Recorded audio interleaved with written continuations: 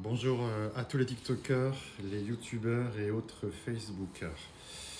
Je vais vous parler d'une histoire de la force de l'amour sur la haine. C'est intéressant de nos jours parce qu'on peut se demander avec tout ce qu'on vit à droite et à gauche, tout ce qu'on entend, mais comment on va s'en sortir, etc. Donc j'ai été contacté par une femme qui est fortement déstabilisée dans sa vie depuis tout le temps. Elle a des grosses attaques,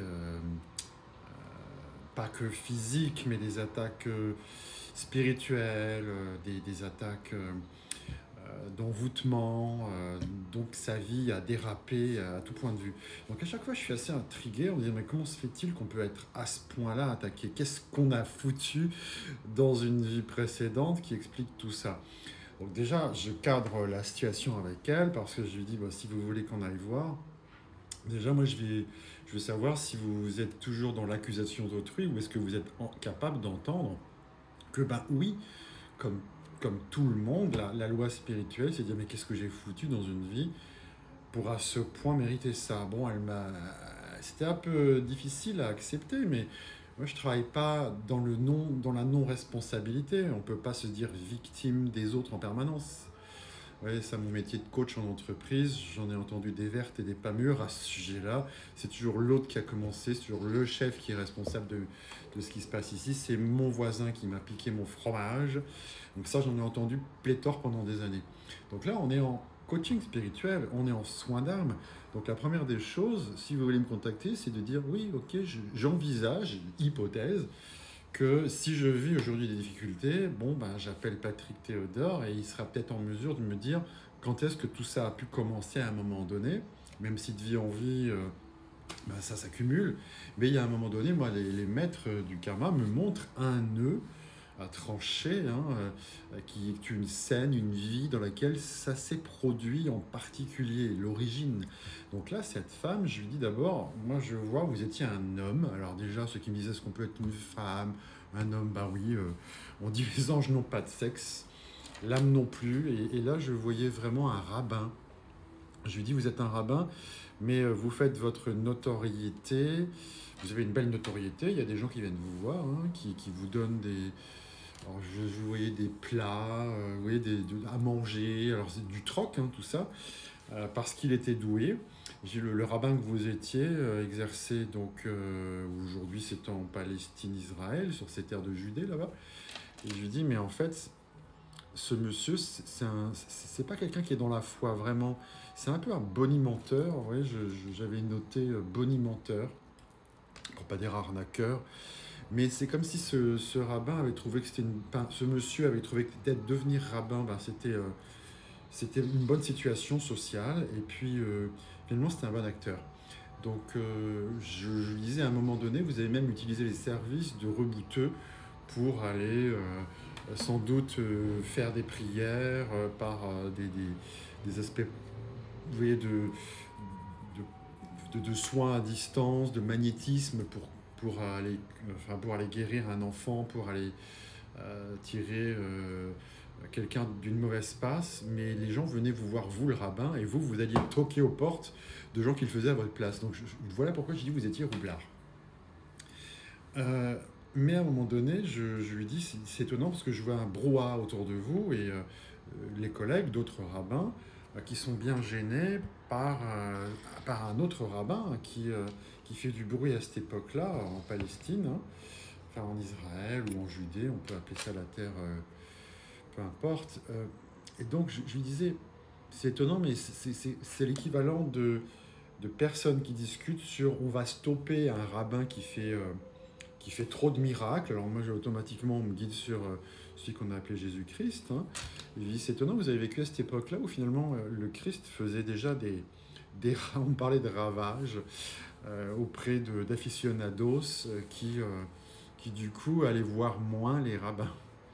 Donc j'en rigole, mais c'est pas drôle, mais je, je, je lui dis, si je rigole, c'est parce que vous étiez quelqu'un de pas très crédible, en fait.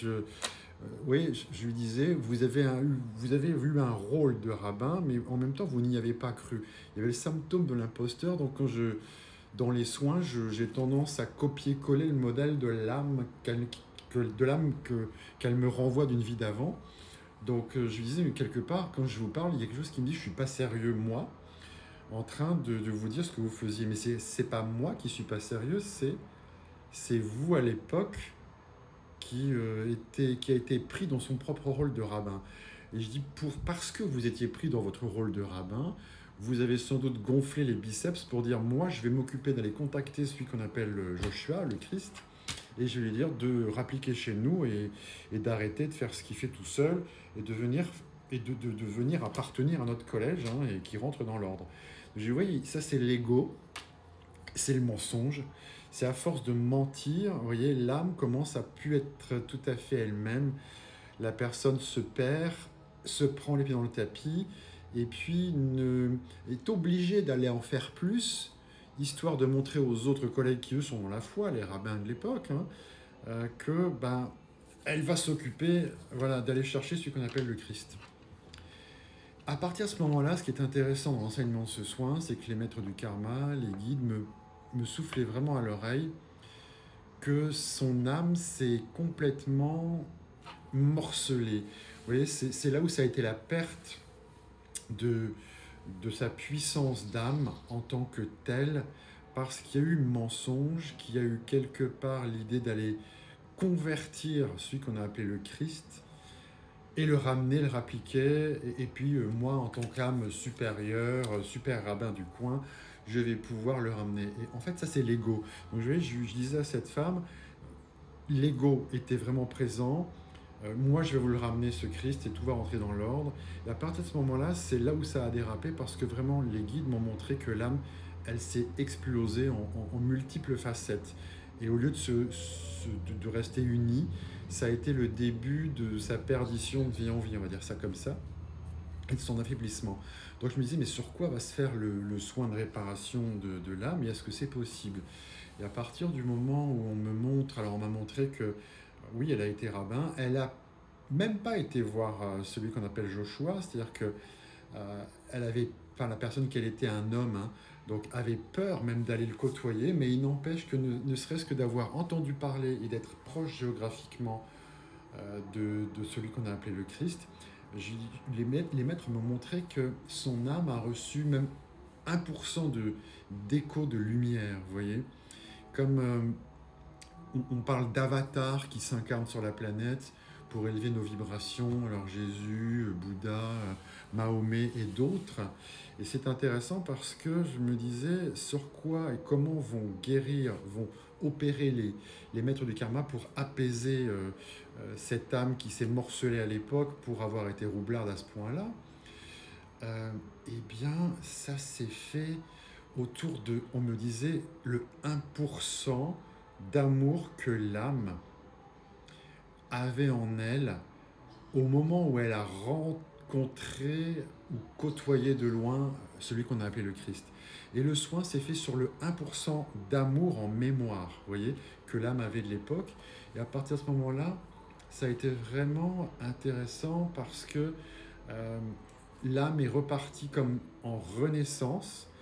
Je voyais du rose partout, je voyais l'âme d'un enfant, comme si l'âme de cette personne qui m'a contacté pour ce soin, et qui était donc un rabbin à l'époque, allait pouvoir avoir une seconde naissance.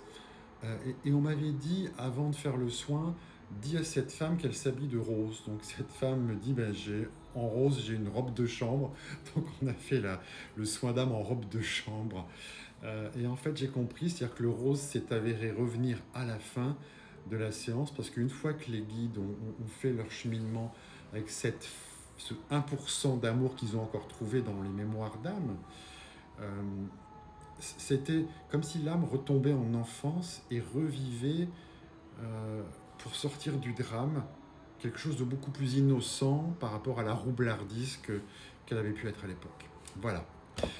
Je vous remercie de l'écoute et puis c'est toujours magique de parler de comment tout ça se fait et moi je suis toujours ébahi de voir comment ils font là-haut pour y arriver. Merci beaucoup de votre écoute. Si vous voulez, donc c'est sur Calendly, 15 minutes pour une séance de pré-essai. Merci beaucoup. Au revoir.